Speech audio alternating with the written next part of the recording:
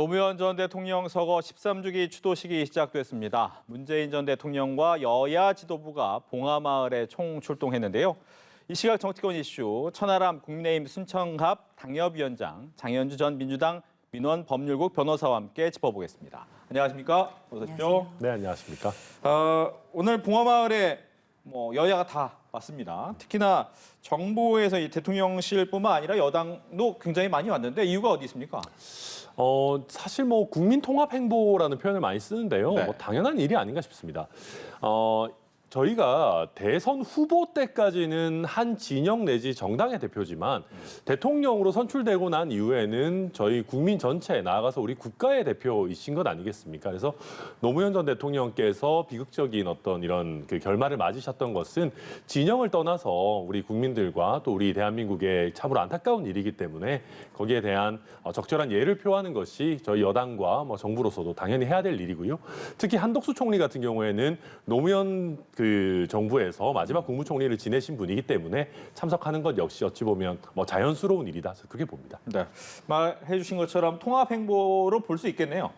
네, 그렇습니다. 일단 국민의힘과 윤석열 정부에서 보여주시고 있는 이런 통합의 행보에 대해서는 일단 긍정적인 평가를 해야 될 것 같습니다.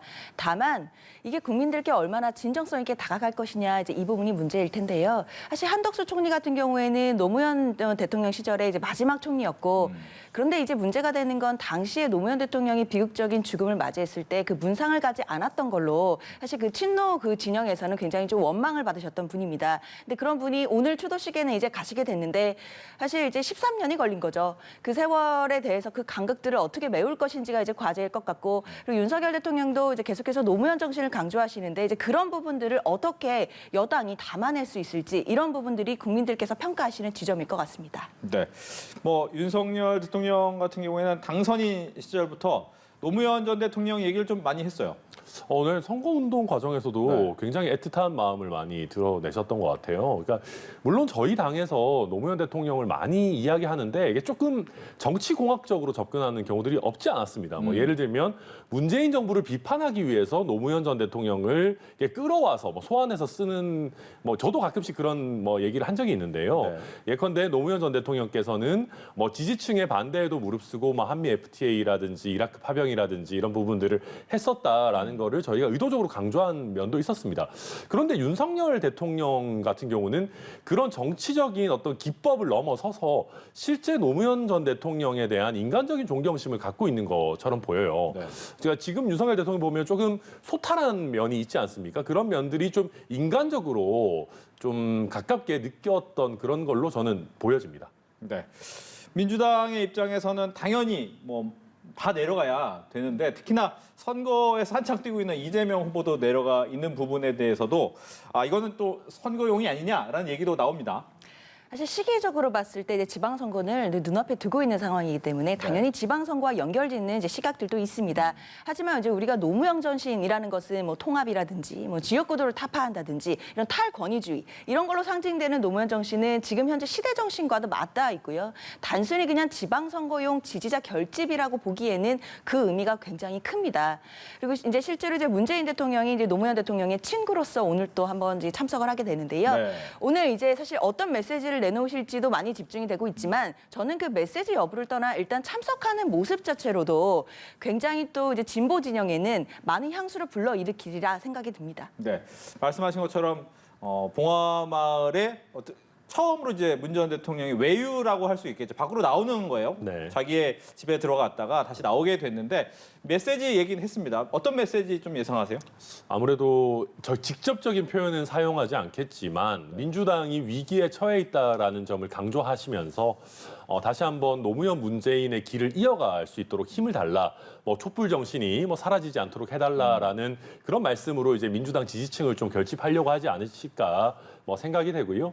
그렇기 때문에 민주당으로서도 이번 봉하마을이 어찌 보면 민심의 하나의 분기점이 될 수 있다 이런 얘기를 선대위 회의에서도 하시더라고요. 그렇죠. 근데 다만 제가 좀 아쉬운 것은 예를 들면 이재명 후보께서 노무현의 길을 가셨다. 예컨대 어려운 지역구에 도전하셔가지고 본인은 희생하는 그런 모습 보여주셨다라고 하면 이게 뭔가 폭발력이 있을 텐데 지금 민주당이 그런 개혁적인 느낌을 내고 있는지 저는 잘 모르겠어요. 그래서 어떤 집안 잔치처럼, 아니 잔치는 아닙니다만 제가 표현이 죄송합니다. 어떤 그 내부 결속은 될지 모르겠지만 외부에 어떤 소구력이 있을지는 조금 지켜봐야 될 것 같습니다. 예. 지금 화면에 나오는 모습이 현재 추도식이 진행되고 있는 상황을 화면으로 지금 보고 계십니다. 많은 분들이 와 계시고 빽빽하게 자리를 차지하고 있는 모습이고요. 특히 이제 이 식 중간중간 아마 사람들이 소개되고 할 때마다 인사를 하고 박수를 보내는 모습이 보입니다. 잠시 뒤에 말씀하신 것처럼 문재인 전 대통령이 직접적인 어떤 메시지를 내놓을지도 한번 궁금하게 관심 있게 봐야 될 것 같습니다. 이번 추도식을 보면서 계속해서 나온 얘기 중에 하나가 이재명, 지금은 후보입니다. 이재명 후보의 경우에 지역 여론조사가 뭐 조금은 오차가 있겠지만 생각만큼 나오지 않은 것 같다라는 평가가 있습니다. 내부에서는 어떤 이야기가 나옵니까? 물론 뭐 여론조사가 절대적인 수치는 아니고 그렇죠. 일희일비할 수는 없겠지만요. 그렇지만 또 결과가 나온 부분에 대해서는 또 겸허하게 받아들이고 또 분석을 해야 될 것 같습니다. 다만 지금 사실 이재명 후보만의 문제는 좀 아니지 않나라는 이제 분석이 좀 우세한데요. 왜냐하면 지금 현재 지방선거가 사실 민주당 입장으로서는 굉장히 어려운 선거임을 시작부터 다 알고 시작했던 선거였습니다. 그리고 국민의힘 쪽에는 굉장히 호재가 많습니다. 이제 얼마 전에 있었던 이제 한미 정상회담도 굉장히 큰 호재인 것이고, 그리고 이제 취임한 지 한 달도 되지 않은 그 윤석열 대통령 정부 하에서 이루어지는 지방선거입니다. 당연히 컨벤션 효과가 있기 때문에 이번 지방선거가 야당으로서는 굉장히 어려운 선거일 것이다라는 예상이 그동안 많았던 것도 사실입니다. 그래서 이재명 후보가 사실 후보로 나오고 그 총괄 선대위원장 자리를 맡게 될 때도 좀 선당후사의 정신으로 본인이 좀 희생한다, 이런 이제 그 논리가 나왔던 것도 이제 이런 국면이었던 것이고요. 그리고 다만 또 이제 민주당으로서는 최근에 있었던 박광주 의원의 그 이제 성비위 사건이 굉장히 크게 악재로 작용하고 있습니다. 이런 부분들 때문에 이재명 후보의 어떤 개인적인 능력치나 뭐 개인적인 인지도보다는 전반적으로 당에 대한 실망, 그리고 이제 지지자들이 약간 이제 당에 대해서 좀 비판하고 계시는 이제 이런 여론들이 반영된 결과라고 봐야 될 것 같습니다. 예. 뭐 여론조사가 다는 아니지만 국민의힘 요새 지지도가 괜찮게 나와서 당내 분위기는 굉장히 좋을 것 같고, 거기다가 또 개항을 부분에서의 지지도 부분이 어떤 의미를 또 당내에 갖고 있는지도 궁금합니다. 네, 저희가 사실 뭐 탄핵당한 지 그리 오래되지 않은 정당인데 이렇게 국민들께서 다시 한번 지지를 보내주신 것 자체가 뭐 감개무량한 일이고요. 근데 저희가 잘해서라기보다는 민주당의 실책이 겹쳐서 그런 부분들이 많은 만큼 저희도 뭐 잘하기 경쟁을 해야겠다라는 생각 가지고 있습니다. 근데 이제 개항 같은 경우에는 윤영선 후보를 저는 이재명 후보가 너무 얕봤던 게 아닌가 하는 생각이 들어요. 그러니까 25년간 지역사회에서 봉사하면서 지역 구민들을 진료하면서 살아가셨던 분인데 나는 뭐 대선 후보급이니까 가기만 하면 쉽게 꺾을 수 있다라고 생각하셨던 것 자체가 오판이 아니었나 싶고요. 특히 이재명 후보가 이번에 개항을 해 출마하신 거는 너무 많은 정치적인 문법을 깬 거예요. 대선에서 아무리 근소한 차이지만 패배한 패장이 최소한의 그 시간도 가지지 않으시고 바로 또 등판하시고, 또 등판하시는 것도 굉장히 그 당선하기 용이한 그런 곳에 심지어 분당이라는 본인의 정치적인 어떤 자산이 있는 곳이 있음에도 불구하고 연고 없는 곳에 그냥 당선 가능성이 높다는 이유만으로 온 것 아니겠습니까?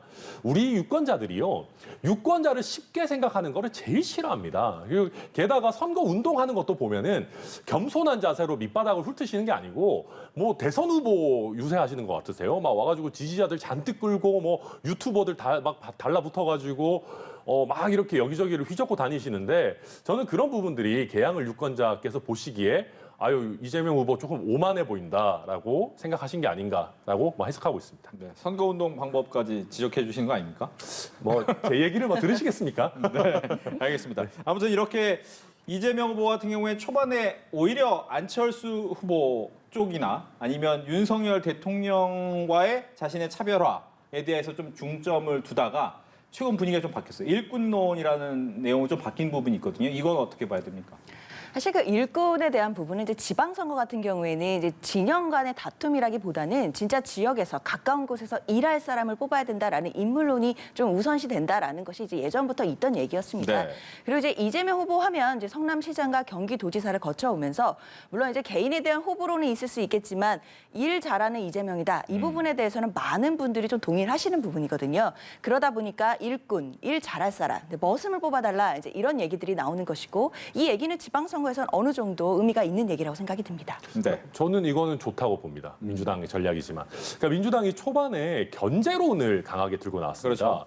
근데 이게 견제론이라는 게 좀 안 먹히는 게 국회 의석을 170석 이상 갖고 있어요. 그리고 최근에 검수완박하면서 힘을 엄청 보여줬습니다. 이게 막 입법 밀어붙이고 이런 거 보여줬기 때문에 굳이 지방 권력까지 견제하는데 필요하냐라는 생각이 저부터도 절로 들더라고요. 그래서 일꾼론으로 가져가셨는데 근데 재미있는 것은 이 일꾼론의 가장 수혜를 보는 게 저는 윤영선 후보라고 생각해요. 개항을 해. 네, 개항을 해. 왜냐하면 지역을 그만큼 잘 알고 지역에서 어떤 프로페셔널하게 정말 충분히 준비를 해왔다라는 게 또 먹혀들고 있기 때문에 뭐 약간 플러스 마이너스 제로가 아닌가라는 생각도 들긴 합니다. 예. 이 와중에 나온 것이 이제 민영화 얘기입니다. 민영화 얘기에 대한 얘기를 할 텐데 민영화 반대 얘기를 계속 나오더라고요. 왜 이 부분이 구하게 된 걸까요?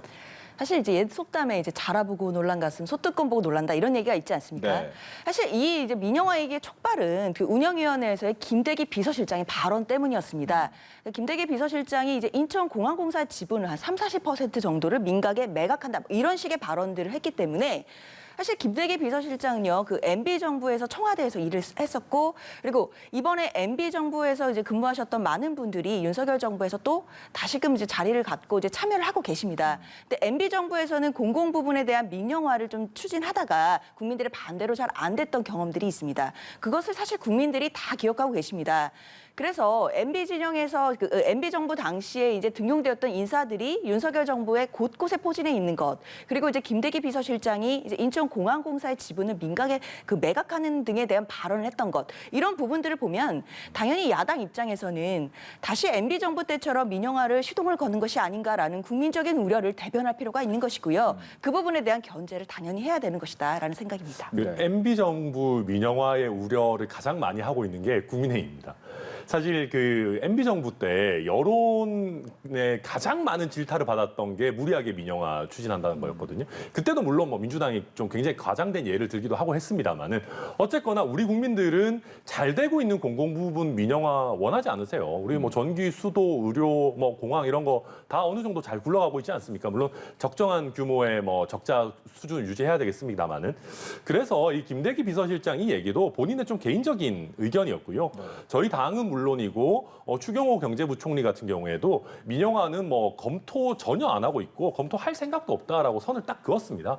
근데 이렇게 추경호 부총리가 민영화 검토도 안 한다라고 한 이후에도 계속 얘기를 하시더라고요. 그래서 요새 민주당 분들은 뭐 국예신가 저희가 생각도 안 하고 있는 거를 뭐 저희 마음속을 꿰뚫어 보시나라는 생각이 들고 만약에 정말로 저희가 민영화를 추진하면 그때 가서 비판하셔도 되는 것이고요. 한 가지만 말씀드리면 이 공항 지분 매각을 민영화랑 막 등치시키시는데요. 말이 안 되는 얘기인 게 한전의 지분 49%가 지금 민간에 매각돼 있습니다. 그러면 이 논리라면 지금 한전이 민영화돼 있습니까? 그렇지 않거든요. 일부 지분을 이게 민영화가 아니죠. 일부 지분을 매각해서 조금 더 경영의 효율성을 취하자라는 거는 한전에서도 이미 했던 방식이기 때문에 이걸 가지고 민영화다 막 이렇게 하시는 건 좀 안 맞는 것 같습니다. 예. 다음은 이제 국회 얘기를 좀 더 해봐야 되겠습니다. 국회 같은 경우에는 이제 후반기가 시작이 될 텐데 원구성을 놓고 힘겨루기가 들어왔다라는 평가가 나옵니다. 법사위원장을 누가 갖느냐. 현재 민주당이 예전에 이제 국민의힘 쪽에 넘겨주겠다라고 얘기를 했었는데 이제는 안 된다라고 얘기를 하고 있는데 그 이야기를 좀 듣겠습니다. 네, 뭐 민주당으로서는 이제 사실 법사위원장 자리가 예전부터 이제 야당 쪽에 배려된 자리였고 이제 민주당이 야당이 되었으니까 이제 지키겠다 뭐 이런 취지인 것 같습니다. 그리고 이제 사실 그 전에 여야의 합의 사항을 정면으로 위반하는 것은 안 된다라고 이제 권성동 원내대표가 말씀하고 계시는데요. 사실 여야가 합의했던 것, 국회의장 앞에서 합의했던 검찰 개혁 법안을 바로 뒤집으신 것도 사실 권성동 원내대표시기 때문에 이런 말씀을 하실 자격은 조금 없지 않나라는 생각입니다. 네.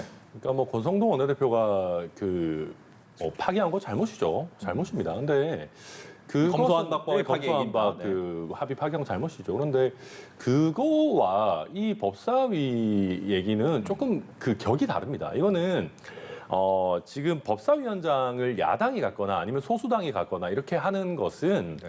말 그대로 견제를 할 수 있도록 하는 우리 국회의 오랜 관례입니다. 법사위원장이 왜 중요합니까?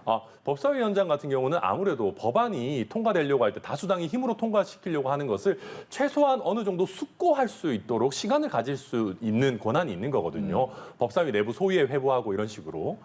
만약에 이번에 원래 관례대로 야당인 국민의힘이 법사위원장을 하고 있었다면 검수완박 법안도 이렇게 무리하게 막 통과되거나 하진 않았을 겁니다. 그래서 국민들에게 예상되는 여러 가지 문제점들을 바로잡을 수 있는 시간이 주어질 수 있는 것이죠.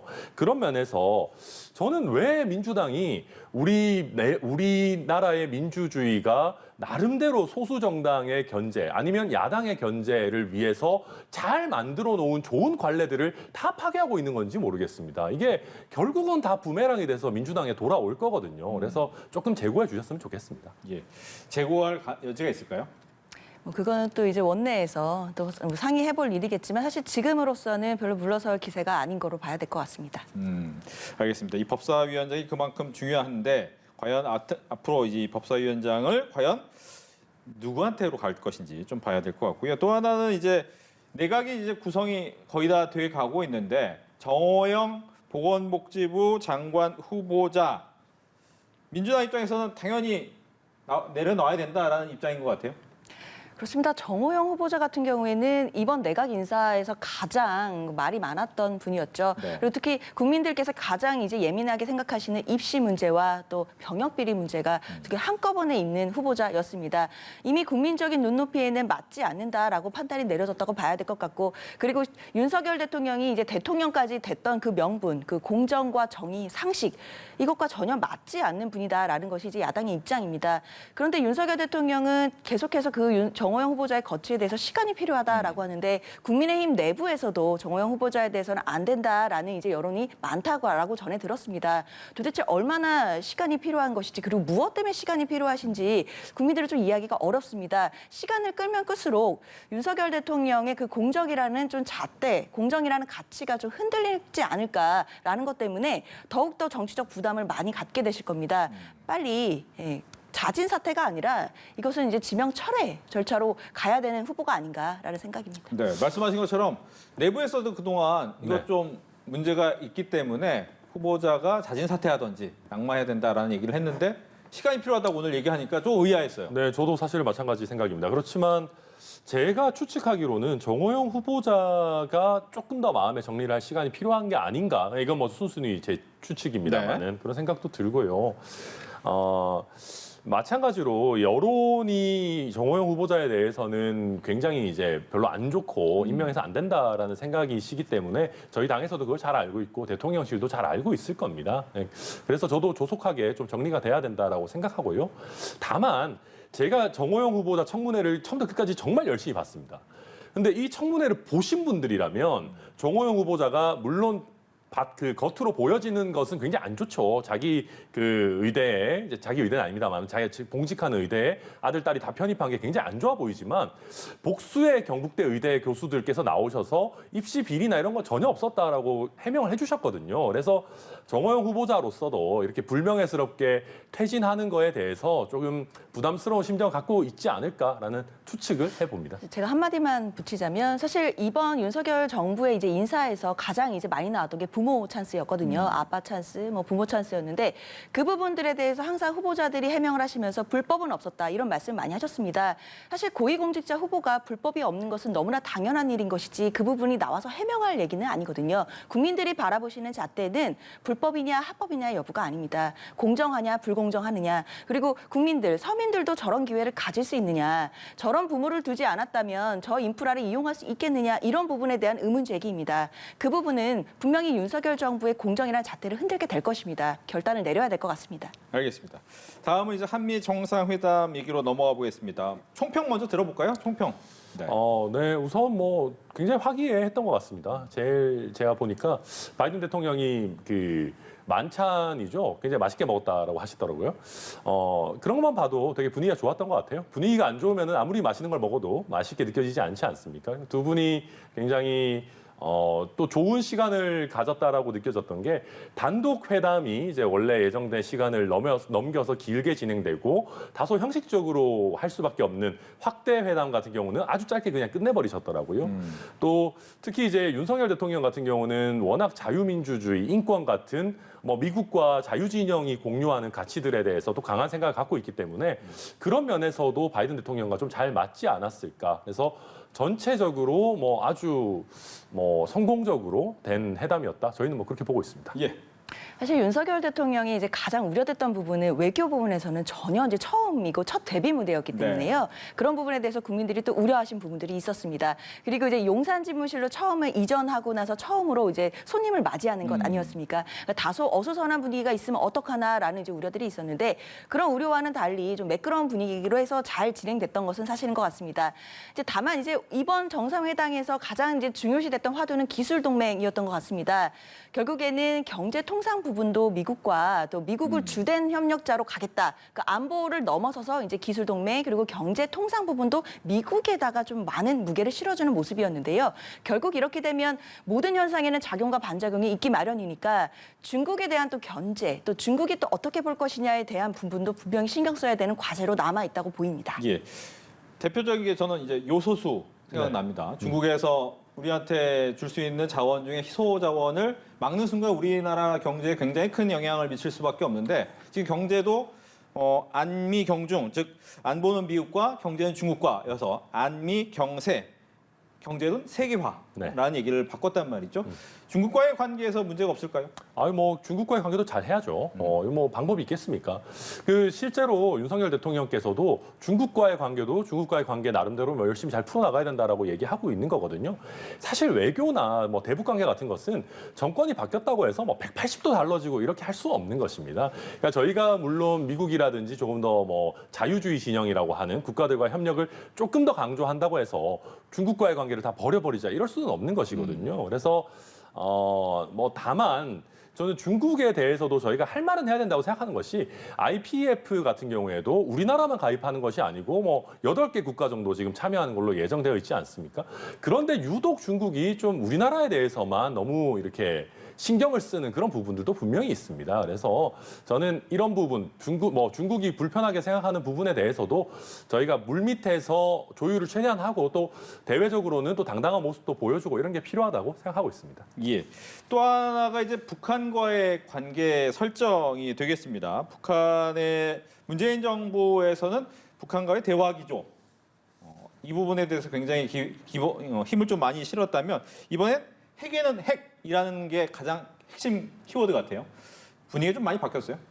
그렇습니다. 아무래도 이제 북한이 지금 이제 추가 핵실험이 곧 예정돼 있다라는 이제 보도들이 많이 나오고 그런 분석들이 많습니다. 이제 그런 걸 겨냥한 또 미국과 또 한국의 어떤 그런 얘기들이라고 볼 수 있을 것 같은데요. 대북 기조는 일단 강경과 또 온건주의를 두 가지로 같이 가는 것이 그동안의 또 기조였기 때문에 이번에도 미국은 마찬가지로 강경한 또 안보 부분에 대해서는 당연히 강경한 걸 취하되 또 지금 북한이 굉장히 코로나19 사태가 심각하다라는 이제 보도가 연일 나오고 있습니다. 그런 이제 인도주의적 차원의 지원 같은 것은 또 양쪽 갈래로 또 열어놓고 함께 같이 간다면 또 북한 문제도 잘 풀어나갈 수 있지 않을까라는 생각입니다. 그러니까 뭐 저희 마찬가지 잘 얘기해 주셨는데요. 뭐 강경 일변도로 하고 그럴 수는 없습니다. 그러니까 핵이라는 얘기를 했는데 저도 자세히 보니까 막 우리가 뭐 핵을 막 쓰겠습니다 이런 내용은 당연히 아니고요.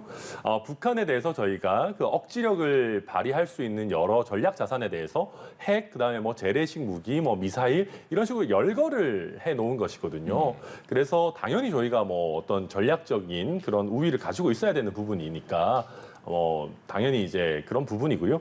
마찬가지로 지금 윤석열 정부에서도 권영세 통일부 장관 같은 경우는 그런 식의 얘기를 합니다. 지난 정부가 한 것을 다 뒤엎을 생각은 전혀 없다. 그래서 지난 정부에서 북한과 뭐 대화를 잘 했던 부분은 또 계승해 나가고 마찬가지 입장에서 저희 국방부 장관 같은 경우도 핵실험을 하고 있더라도 코로나19에 대한 인도적인 지원은 하겠다라고 하고 있는 거거든요. 그래서 뭐 대한민국 정부가 됐든 미국 정부가 됐든 강한 힘을 바탕으로 한 대북 억지력이라는 그 기조는 유지하면서도 인도주의적인 뭐 지원이라든가 아니면 정말로 북한이 진지한 대화를 요청한다면은 당연히 거기에 대해서는 응답할 겁니다. 알겠습니다.